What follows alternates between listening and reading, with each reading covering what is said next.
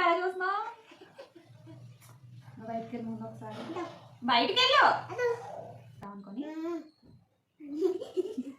నువ్వు మాట్లాడుకో. సో ఈ రోజు అయితే అన్నవరం నుంచి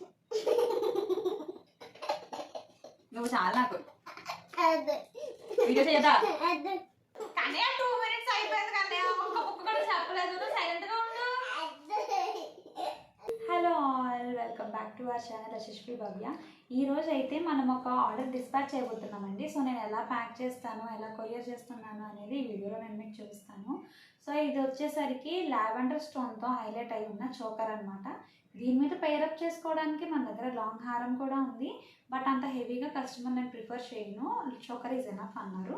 సో ఈ చోకర్ ఒకటి డిస్పాచ్ చేయబోతున్నాం విత్ హిప్ బెల్ట్ అనమాట. అండ్ పాపిడి చైన్ కూడా వస్తుంది. పాపిడి చైన్ చాలా లాంగ్ ఉంటుంది. నేను ఒకసారి బ్యాక్ క్యామ్లో మీకు అన్నీ క్లియర్గా చూపిస్తాను. చూడు, బాగుందా? బాగుంది. ఇది ఆవిడ బుక్ చేసుకున్న సెట్ అనమాట. సో నేను ఎలా ప్యాక్ చేస్తున్నాను అనేది నేను మీకు చూపిస్తాను. Let's start the video. కొత్తగా ఎవరైనా ఛానల్ చూస్తుంటే please like, share and subscribe చేయండి. ఇదైతే లావెండర్ స్టోన్తో హైలైట్ అయి ఉన్న చోకర్ అనమాట. మీకు ఇది టోటల్గా సిల్వర్ పాలిష్లో వస్తుంది, జీజే పాలిష్ కాదు.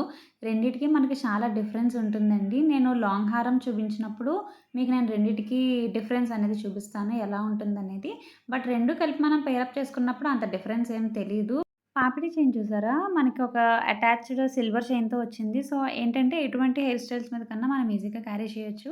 ఇయర్ రింగ్స్ అయితే చాలా లాంగ్ వచ్చినాయండి. చూసారా, నా 4 ఫింగర్స్ని దాటి ఇంకా హ్యాంగ్ అవుతున్నాయి మన కిందకి. సో ఇవి మీకు వెయిట్ కూడా వస్తాయి కొంచెం లాంగ్ రావడం వల్ల. అండ్ ఇదైతే హిప్ బెల్ట్ అనమాట. ఇది కూడా పర్పుల్ స్టోన్లో ఉంది. మన దగ్గర ఇంకొక మోడల్ కూడా అవైలబుల్గా ఉంది, బట్ కస్టమర్ ఇది కావాలన్నారు కాబట్టి మేము ఇది ప్యాక్ చేస్తున్నాము. మీరు ఇందులో స్టోన్ క్వాలిటీ కూడా చూసుకోవచ్చు. అన్నీ కూడా ఫస్ట్ క్లాస్ ఐటమ్సేనండి. ప్రీమియం క్వాలిటీ ఐటమ్స్ మాత్రమే మేము ప్రొవైడ్ చేస్తున్నాము. తక్కువ బడ్జెట్లో ఇస్తున్నామని చెప్పేసి మీరు సెకండ్ కాపీస్ అయితే అసలు అనుకోవద్దు. సో ఫస్ట్ నేను విడివిడిగా, అంటే ఇయర్ రింగ్స్ ఒక కవర్లో అండ్ పాపిడి చైన్ ఒక కవర్లో, ఇలా నేను ఫస్ట్ విడివిడిగా ప్యాక్ చేస్తున్నాను. సో దట్ కస్టమర్కి కొంచెం ఐడెంటిఫికేషన్ అనేది ఈజీగా ఉంటుంది. ప్యాకింగ్ విషయానికి వచ్చేసరికి చాలా కేర్ఫుల్గా చేయాలండి. అది మేము మీకు ప్రొడక్ట్ పంపించినప్పుడన్నా సరే, మీరు మాకు రిటర్న్ చేసినప్పుడన్నా సరే. అండ్ మేము ఇలాగా ఎవరికైతే కొరియర్ చేస్తున్నామో మేము ఎలా ప్యాక్ చేస్తున్నాం అనేది ఒక వీడియో తీసి పెడతాం, అంటే మా నుంచి ఎటువైపు డ్యామేజ్ రాలేదు అని చెప్పడానికి. సో అలాగే మీరు ప్రోడక్ట్ రిసీవ్ చేసుకున్నప్పుడు టోటల్గా అన్బాక్సింగ్ వీడియో అనేది కంపల్సరీగా తీసుకోవాలి. ఎందుకంటే మీ దగ్గర కూడా డ్యామేజ్ అవ్వలేదు అనడానికి ఏదో ఒక ప్రూఫ్ అనేది ఖచ్చితంగా ఉండాలి కదా.